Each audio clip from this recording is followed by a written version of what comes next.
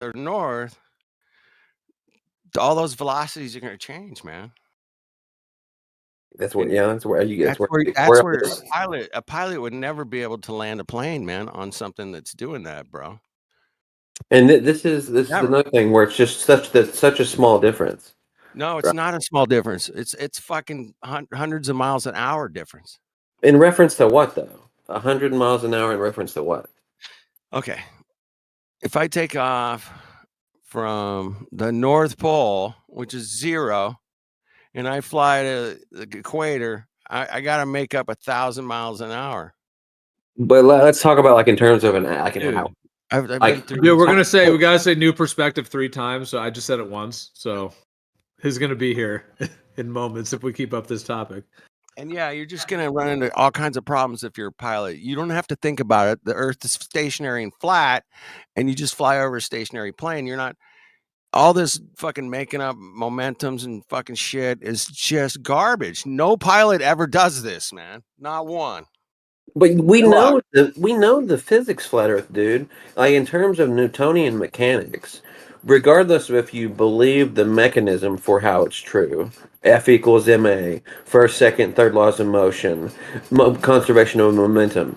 Like these are not in question by anybody. I don't know how you could question the law of momentum. Like that's like just like something fundamental is like grass is green, the sky is blue.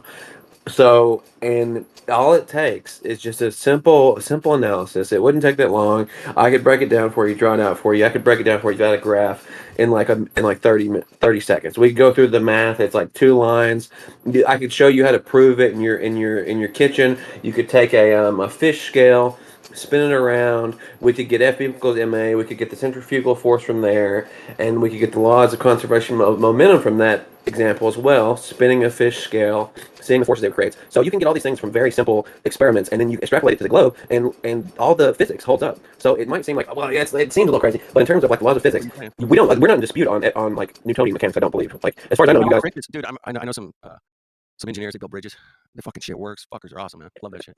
Yeah, and like I said, if you want to say it's not, if you want to say it's a different reason, flying an airplane on a spinning globe that no pilot is ever trained to do. Like, you don't need to. No airplane's ever been built to fly over a fucking spinning globe, and you're just telling me out of nowhere you don't have to think about it, and that's bullshit, man. It's a bullshit answer. You can't say that, man. You'd have to think about it. You would have to fly to the contours of a sphere if it was a sphere. That's the part of it. There's a lot of physics involved. You got to navigate a curve, and it's spinning. So double down, Mongo. Go ahead. Well, the curve, the gravity holds onto the curve for you, so you're not going to have to worry about that.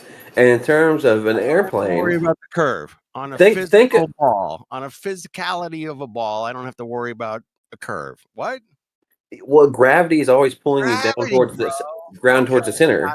I got you. Right. So that doesn't make any sense to say that you're just going to float off, like you're going to float off into space if you keep going straight on a plane. If you don't tip your nose down, you're going to keep going off into space. That doesn't make any sense. Gravity is always going to be pulling you down. The barometric pressure is going to be lower, right? Which gravity is pulling me down, man? The good kind. Yeah, I mean the tilt of the plane has to actually. You're saying gravity just makes the plane tilt around the sphere? You're not having to account for the curvature in that respect because gravity is always pulling you down. Yes. Back to the spin, man. And if you think the spin, well, you're not spinning in reference to yourself. Apparently, Gio, we don't have to account for either one, man. We got this, bro. Like I said, if I flat and stationary, Gio, just fly it like it's flat and stationary. That's their answer. I love it. Go ahead. Yeah, an eighth of an inch per 660 feet. If you think about the atmosphere, great. That's fantastic, man. So let's where does cruise as an airline? We don't have to think about it. That means it's flat and stationary. We can think about it for a second. Let's think about it for a second. Conclusion, man. I'm sorry. Well, let's think about it for a second. Come on, for a second. So what? 30,000 feet? 10 years. Not like I didn't just start thinking about this yesterday. Well, I want to see if you've heard this perspective about how a plane flies. All right. So 30,000 feet, right? That's where typical commercial airplane flies. So if you're flying at 30,000 feet, I've heard it all of elevation, right? Does the pressure change as you travel 30,000 feet? Well, that's why they go to 30,000 feet. There's less pressure. I get Yeah, that. but I'm saying, so if you're at 30,000 feet in like one location, if you travel a mile forward, is that going to change to a different pressure if you're still at 30,000 feet? Of course not.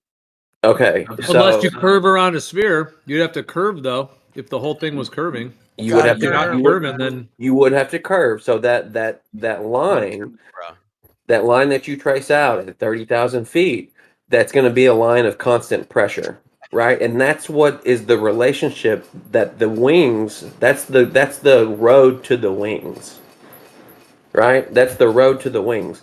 So they travel in reference to the pressure gradient, and the pressure gradient isn't changing at 30,000 feet. So why would the plane move up or down if the road they're traveling on isn't changing? Earth, man. Welcome, bro. Welcome. Thank you. Thank you. Yeah, man. Have a good time with it. An eighth of an inch, have man. fun with flat Earth, man. Don't take it so seriously. Have a laugh, you know. I really, Geo can tell you, I really don't take it that seriously. But if somebody engages me, I'll talk about it. Well, if you take a little toy airplane and you put it level over the ground and you just walk over the ground, you don't have to move your hands. You just keep it level, the ground, etc. But if you take a little toy plane around a ball and you try to fly it around the ball, you have to actually twist your hand as that airplane is, changing in its actual position around the sphere. So, I mean, to stay in a pressure gradient that's exactly 30,000 feet, even if it did curve with a theoretical sphere, you would still have to tilt that airplane to stay in that actual gradient the whole way around. Versus the person who was just taking the plane right over the level surface, it just stays level with Bernoulli's principle. And especially if it's a jet going 1,000 miles an hour, right? There he is. How much it would have to go. I knew he was coming. You. I can't believe it worked. Yeah. My ears were burning. Fuck. What's up? That's funny. All right. Hey, 50, I want to know what you think of this, okay? Here's the scenario, 50, okay? When you jump up, right, off the ground, or a helicopter goes straight up in the air and hovers, the reason that we're given is that the plane or the helicopter or the person was on the ground. So they inherited the conserved momentum from being on the ground at, let's say, 500 miles an hour latitude, right? So we're told that the reason that the Earth doesn't move separately underneath us is because we were on the ground, also moving at 500 miles an hour, so we conserve that momentum and we're in sync with the Earth and can land back where we started from. Correct? Right. Exactly. Right. Okay. So now, if a plane or a helicopter flies to the equator where it needs to be going 1,000 miles an hour in perfect sync with the eastward tangential velocity, where does that 500 miles per hour come from? It comes from the engines, and so I wish I had the math, but I've worked this out before. I wish I knew how much it is. Like, so as you travel, like let's say if you're at the equator, you're going perfectly north, you're going to head towards the North Pole. Like if you're traveling at 600 miles per hour, how much speed change per hour is occurring? Do you know that figure? Let me start over real quick. Keep it to the 500 mile per hour, right? He's flying to the equator where it's 1,000 miles an hour. Don't change the scenario, right? We need an extra 500 miles an hour. Also, this pilot has no ground course. He has no path. He's flying west-southwest against the curve, against the spin, right? Against the rotation. But he's still getting to the equator. He's going to land in a random clearing. He has no destination, right? But he's always able to treat the Earth as stationary when he gets there. There's no destination. There's no correcting on his part whatsoever. He's just joyriding, right? But he's going generally west-southwest.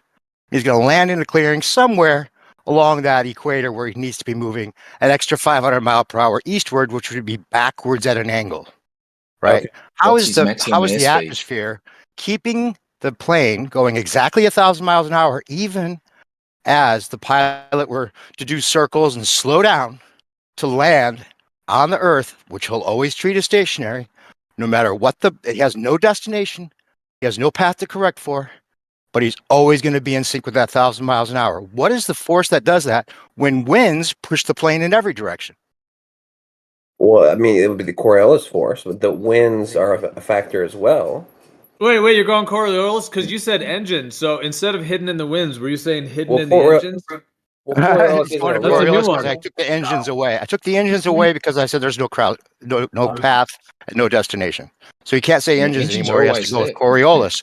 But Coriolis would be slight. It would be so slight that the winds would overpower the Coriolis force, which is just a slight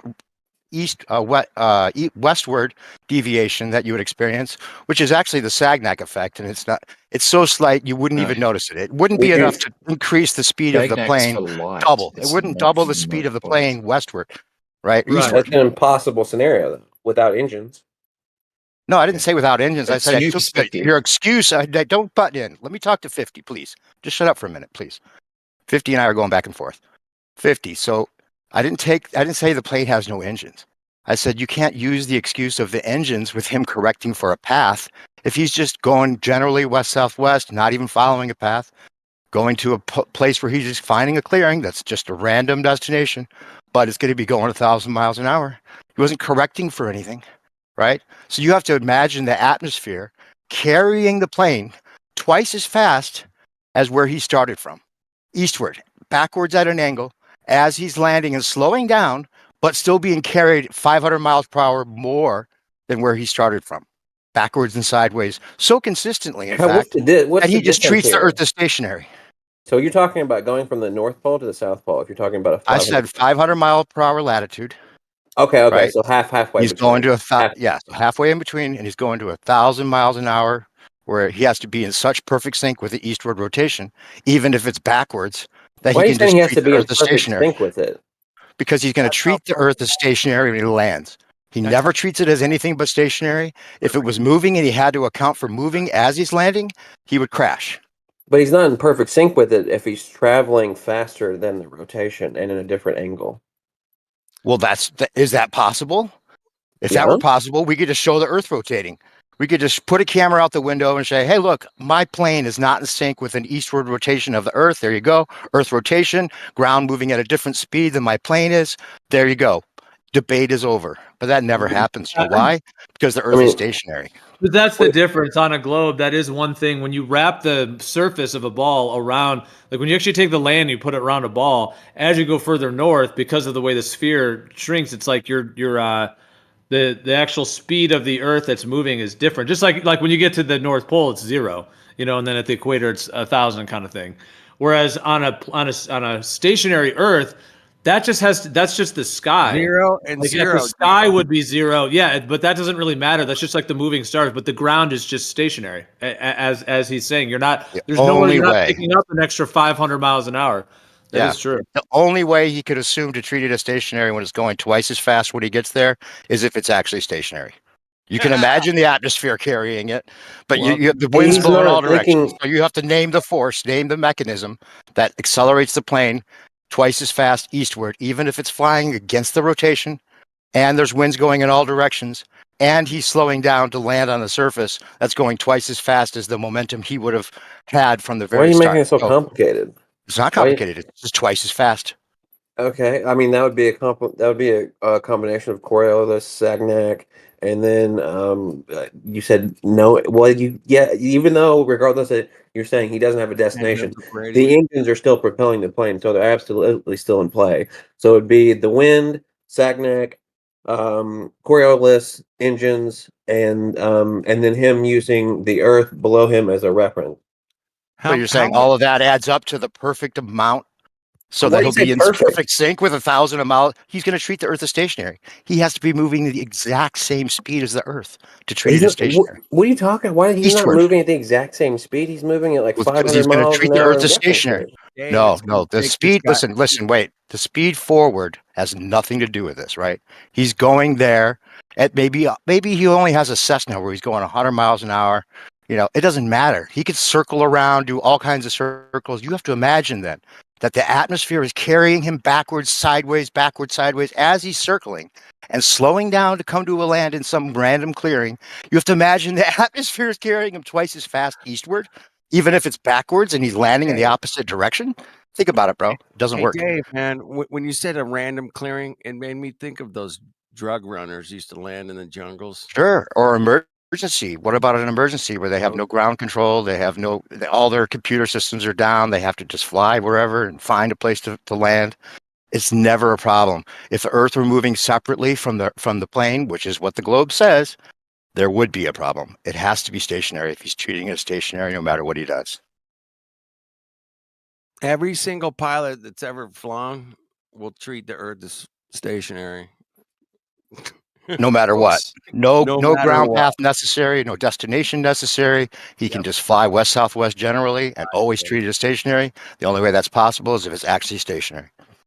Yeah, so 50, where is it picking up that extra speed in order to catch up with the Earth at the equator that's going 1,000? Like people have tried to say it's hidden in the winds. They've tried to throw different things at this, but like gravity. What do you got? Where with does this? the car pick it up? If you drive What's a the car on mechanism? that same path, where does the car pick up the speed Hold from? on, Dave. That's a different scenario. Hold on. It's not It has different nothing in to do any with way. it. Non sequitur. Let's talk about planes Completely and the non- tangential No, it's not velocity that different he in does any not way. have. Dazza, just coming It's in not with different. what about cars that are in the same reference frame? Well, let's talk about that instead of the scenario I can't answer. Just stick with the scenario we laid out. 500 mile per hour difference. He needs to be going twice as fast eastward, even if it means carrying the plane backwards as he's landing in a clearing, facing westward against the spin, flying against the spin the whole way there. So then he's flying against the spin, but yet he's going twice as fast backwards when he gets there. You have to name the mechanism, and you have to name how that force is going to be perfectly making him in sync with 1,000 miles an hour, even though winds could be westwardly that day. He could have heavy winds westward pushing him against the spin as well that day. Why would that day not be different than winds pushing him north or south or east?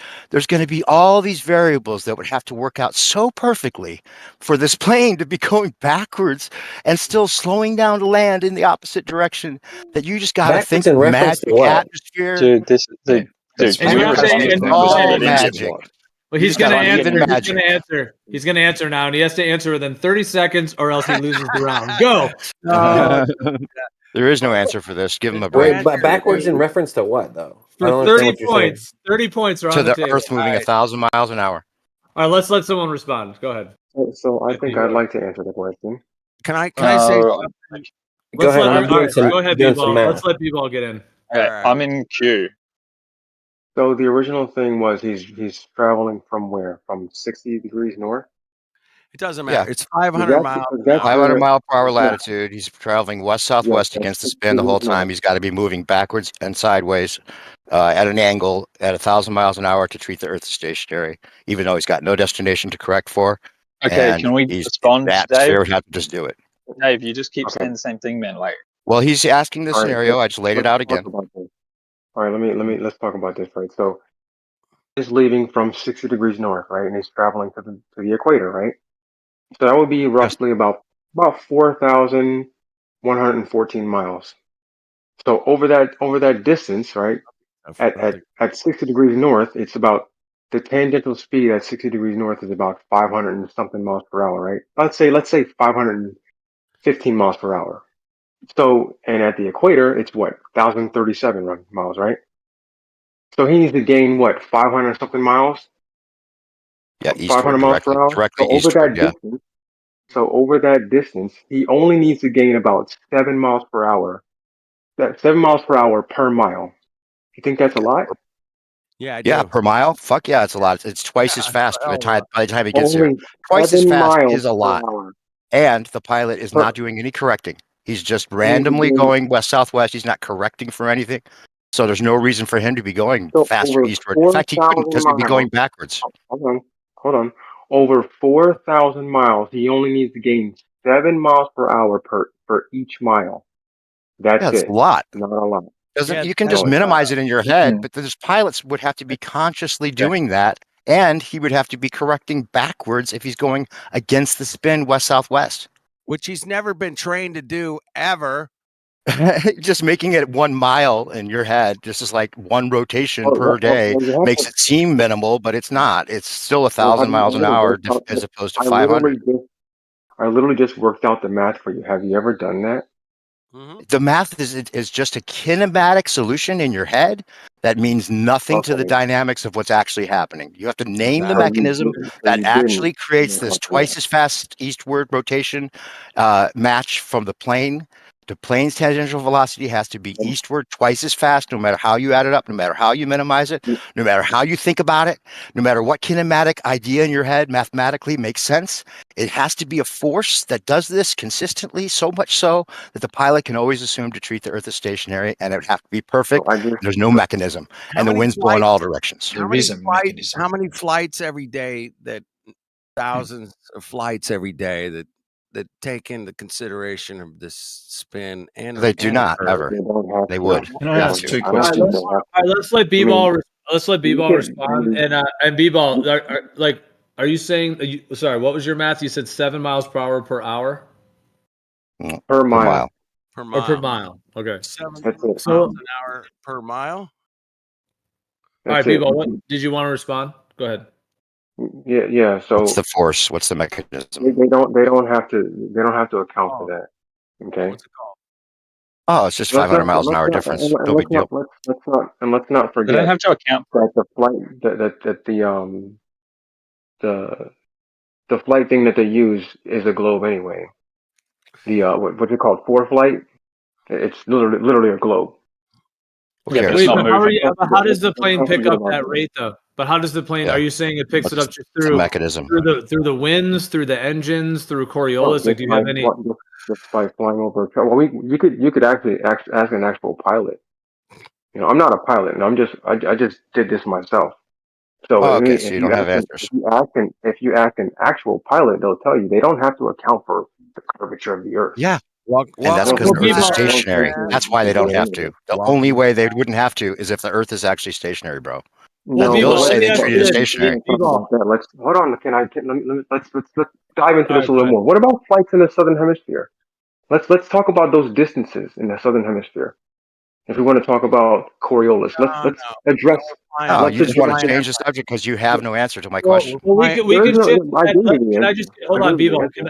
Can I just go back and forth for 2 seconds with you? Let me just ask you this: if you have a sphere, then you have Jello on the outside of the sphere, literally Jello. Okay, so you got Jello stuck to the outside of a ball, and then you have an airplane or something that's in the Jello, like flying over the ball. In that way, yeah, like if you were flying that little airplane at a certain rate of speed with your Jello, in theory, like the Jello would kind of pick up the rate of speed because the Jello is actually rotating, so the Jello up at the northern latitudes is rotating a little slower. The Jello at the equator is rotating a little faster. Therefore, when you fly or when you move your little toy airplane through the Jello, in this kind of analogy, the Jello would basically help pick up that rate because it's kind of going with the whole ball. So that's the thing with this globe thing. Like, what is getting you to pick that speed up? We know there's not Jello in the air, and we know we have winds that blow left, right, up, down. We know we have the winds that are doing their thing. So what is the sticking mechanism or something that would function like Jello to pick up that rate of speed difference? I've already answered that question. Yeah. No, you haven't. I haven't heard your answer. What's your answer? But it's just very thin Jello. It has the same properties as Jello, but it's thin. Okay, that's hilarious. All right, no, I'll take that. I'll take that answer actually from Dazza. I mean, I hear you. Okay, well then you take it. Okay. Well, no, I'm not going to fully take it, but I'll put it on. It's on the table. I mean, we can at least hear it out. We're going to look at it and go, nah, that's pretty lame. Because you know what? I have a problem with Jello anyway. The Jello doesn't work. The Jello would have to impart a force that the pilot would know about. The plane would definitely have a force on it that would be stronger than the winds pushing it in the opposite direction. We would know about it. The pilot would be taught about it. It would be the safety of all the passengers and the pilot at hand. It would have to be a force that was recognized, a mechanism that makes this happen. And it would have to be all the variables that are going against that force that are going to be evened out somehow by magically. It's going to be like kinematically, mathematically work out, but dynamically a complete disaster every single time the pilot tries to land. Okay. He said his point. He said his point. Hold on. Let's pass the mic. Let's have a clean audio back and forth. So whoever wants to respond, just go ahead. Don't interrupt them. Let them go. Okay. The statement of 7 miles per hour per mile. Hold on, man. One of them was responding. Hold on, Fresh, just for a second. Either Dazza or because Dazza, what did you mean? Okay, so I'm willing to hear. Go ahead, B-ball. But I want to hear what Dazza means about the slightly Jello effect. Go ahead, B-ball. Oh, go ahead. You got the floor. That other guy did leave, though, right? We were talking to. Or are you still here? No, never mind. Hold on, B-ball. Do you want the floor, dude? I was trying to clear the floors for no interruptions. B-ball, do you want to go or should Dazza go? All right. Dazza, what did you mean by the light jello atmosphere? Yeah. So the air is a fluid, right? It has a viscosity. It's just very low viscosity. It's conceptually no different to a jello, other than a jello is a liquid and has a very high viscosity. The forces that are imparted to the aircraft are almost identical, just less. So if you had an aircraft flying through an atmosphere of jello, it was kind of stuck to the earth and following the earth, the aircraft could just fly along as fast as it could through the jello, and its speed is limited by how fast it can move through the jello. And that in turn is determined by how fast the jello is moving compared to the earth. And the air is just the same. So the aircraft cannot exceed airspeed, right? It'll disintegrate, or it doesn't have enough power to exceed airspeed. The air can't travel any faster than wind speed compared to the ground, just because of the nature of the air. So the aircraft is always tied to the ground by the maximum difference between airspeed and wind speed. And that is the mechanism in perspective that causes that. It's essentially the drag of the air on the ground. Every pilot's taught this? Every No, they pilot? don't need to know, because the change that it causes to them is so small. Wait a minute. This is not a tool for distinguishing between flattened globes. Okay, okay, Dazza, let me just get this straight, okay? Because you agree then that there would have to be an extra 500 miles per hour, that the plane would have to be moving directly eastwards so it could treat the Earth as stationary, yes? Not relative to the ground, relative to somebody on the outside watching everything spin. Well, no, when the pilot lands the plane, the aircraft doesn't have to pick up any speed. No, he's just saying from the outside of it would, if low ground speed remains. Yeah, if you're watching from the outside. What I'm saying is that the pilot is now landing. You have to agree on this. The pilot is now landing on a ground that's moving twice as fast as the ground that the pilot took off from. Yes or no? No, because their air atmosphere thing is moving at the same rate. I'm not talking about the atmosphere or any of that. Just take all that out of the way. The literal situation is that the ground is moving twice as fast. Yes or no? If you were watching from the outside, it would appear that way, yes. No, is it literally moving 1,000 miles an hour compared to the 500 mile per hour latitude it took off from? It would appear that way, but not to the pilot. He's saying not from the reference frame. I'm not talking about the excuses. Yeah. I'm talking about the literal ground speed of the runway compared to the runway he took off from. It is only from a third-person perspective. Outside of the ball is what he's saying. No. It's literally moving twice as fast. That's what the ball model says. No, so... I'm not talking about the reason that he would be in sync at all. I'm just saying, before we get to that part about the excuses and the makeup of whatever it is, the 500 miles an hour, we're saying that the ground is literally moving twice as fast. No, everybody's telling you the opposite. You're talking about from a third person's perspective. No, why would you want to? Why would you want to analyze? Hold on, let me finish. Why would you want to analyze it from a third person's perspective when you are the pilot? You're the one traveling. You're missing it. Yeah. I'm saying I am the pilot, right? So let's just say there is no atmosphere jello or any of that kind of fancy mumbo jumbo, right? Let's just say he was able to teleport there automatically from where he took off from. The ground would be moving twice as fast. He's got to fly there over several hours. No, okay, I'm not talking about that. I'm just saying you have to suspend everything for a minute as I walk through the steps of this. Otherwise, you're never going to get it. And you're just going to, I think it has to work because I'm a baller. No, you have to actually literally put this in context for us to have a discussion about it. It's moving twice as fast. To be very specific about every velocity you talk about, all right? That's really important. Yeah, it is. Yeah, can I just say, hold on.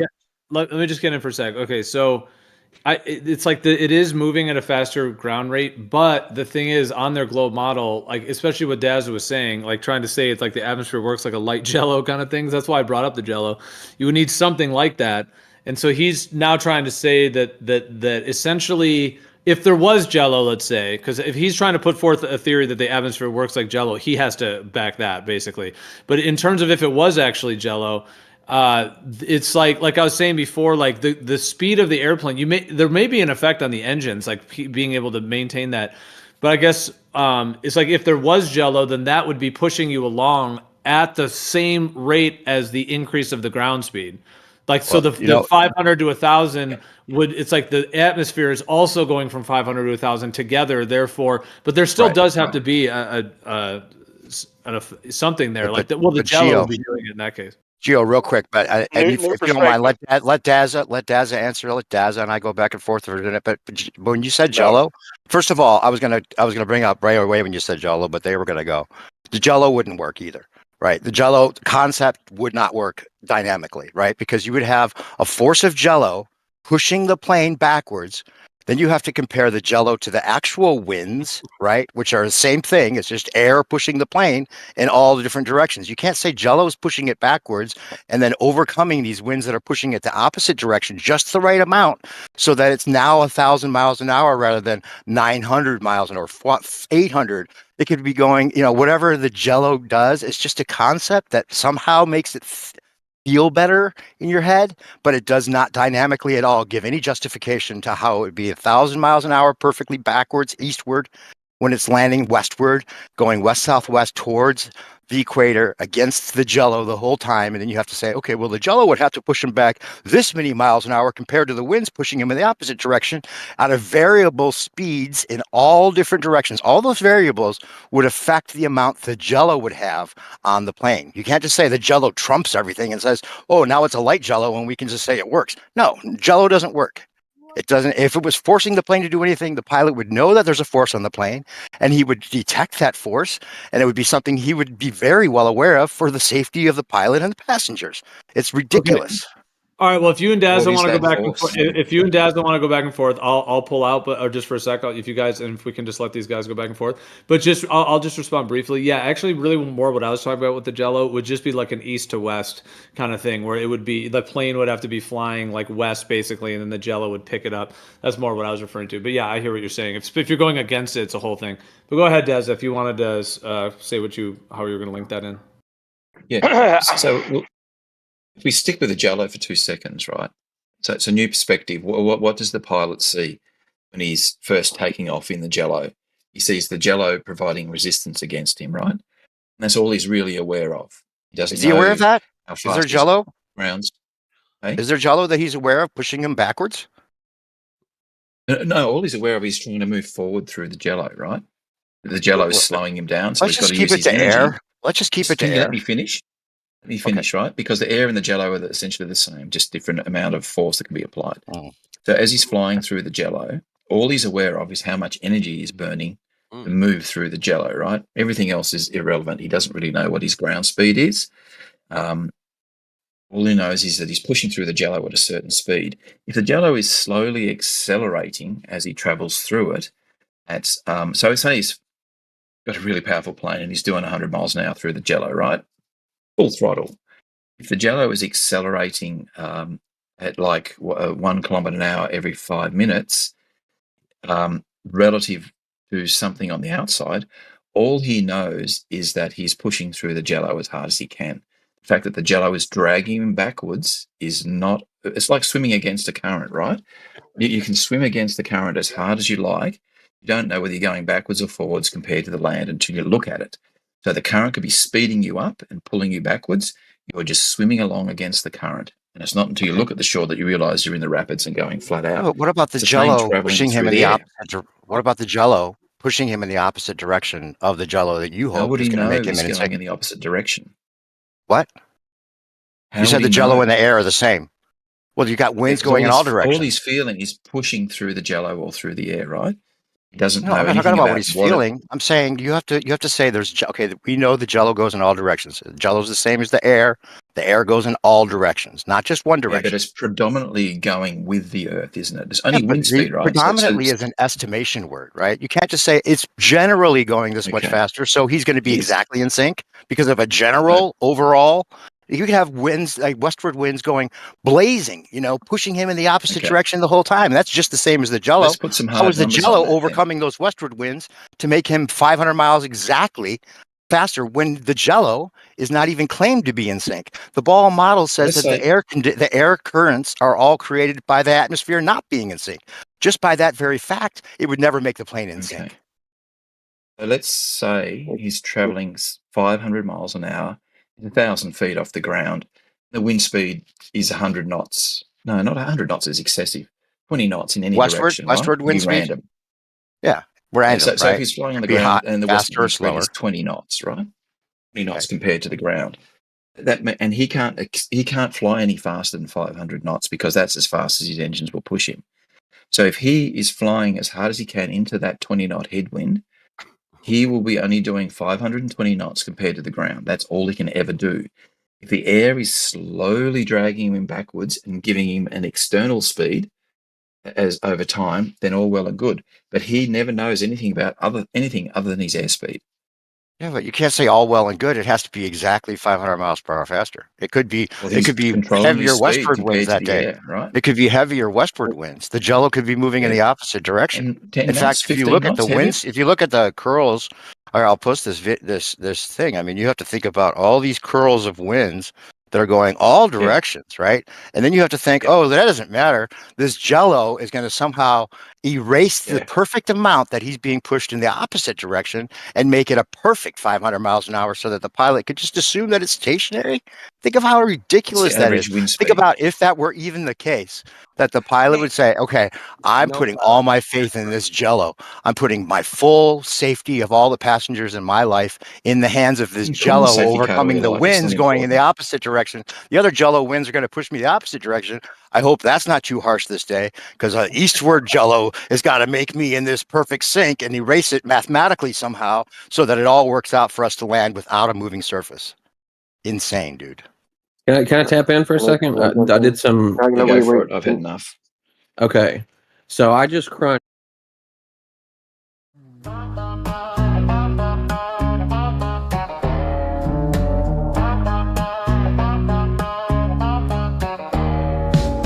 Flight today, Heathrow to JFK, headed west-southwest, cause there ain't no better way. Gonna find that old Coriolis, they say she's hidden in the winds, but that just can't be if we rotate east, tangential gradient. Hidden in the winds, Coriolis must be hidden in the winds, but the Earth ain't moving faster with the further south we've been. And we never could land safely with that tangential gradient. And we all know every pilot treats the Earth as motionless, so to think it must be moving is just insane, you must confess. But please don't get offended if this song makes too much sense. Just thank God that landing's easy with no tangential gradient in the winds. They said she'd just be hidden in the winds, but the Earth ain't moving faster with the further south we've been. And we never could land safely with that tangential gradient. So here's a lesson for who's listening. It's dynamics that are true. No kinematic concept could ever substitute.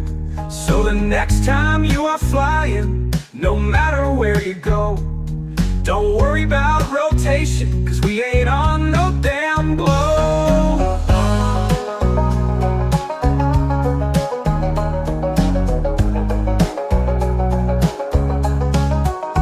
So here's a lesson for who's listening. It's dynamics that are true. No kinematic concept could ever substitute. So the next time you are flying, no matter where you go, don't worry about rotation, cause we ain't on no damn globe. Hidden in the winds, Coriolis just ain't hidden in these winds. And the Earth ain't moving faster with the further south we go. So thank God we won't be crashing when those wheels hit down below. Hidden in the winds, there ain't no Coriolis hidden in the winds. And thank God it's stationary, or we never safely land on a surface that is moving with a tangential gradient.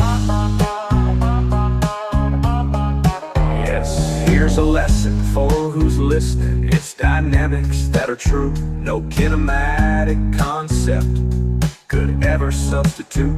So the next time you are flying, no matter where you go, don't worry about rotation, cause we ain't on no damn globe. Hidden in the winds, Coriolis just ain't hidden in these winds. And their Earth ain't moving faster with the further south we've been. And thank God we won't be crashing when we touch down at the end. And thank the Lord, Earth is stationary, or we never safely land on a surface that is moving. There's no tangential radius.